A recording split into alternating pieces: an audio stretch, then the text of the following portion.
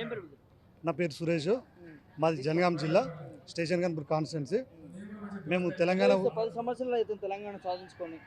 10 సంవత్సరాలు మా కేసీఆర్ గారు తెలంగాణలో 10 సంవత్సరాలు ఎన్ని సంక్షేమ పథకాలు చేసిండో తెలంగాణలో ఉన్న 4 కోట్ల జనాలు అందరికీ తెలుసు.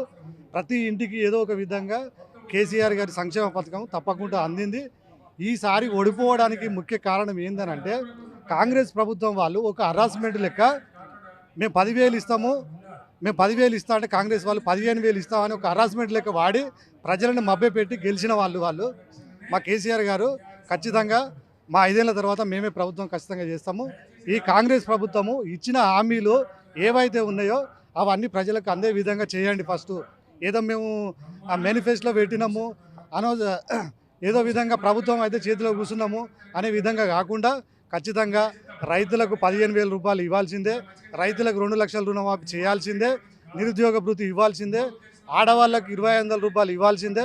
ఖచ్చితంగా ఇవన్నీ చేయకుండా మాత్రం మేమందరం మరో దండయాత్ర ఖచ్చితంగా చేస్తామని ఖచ్చితంగా చెప్పిండు. మీరు తెలుసుకోండి, ప్రతి వాళ్ళు కాన్స్టిట్యూన్సీలలో ప్రతి దాంట్లో వాళ్ళు మాట్లాడారు. రేవంత్ రెడ్డి గారు మాట్లాడిండు, కాంగ్రెస్ వాళ్ళు కూడా మాట్లాడారు, ప్రతి దాంట్లో చెప్పిండు. ఇదంతా ప్రజలను ఏదో మభ్యపెట్టి వాళ్ళు ప్రభుత్వం వచ్చారు.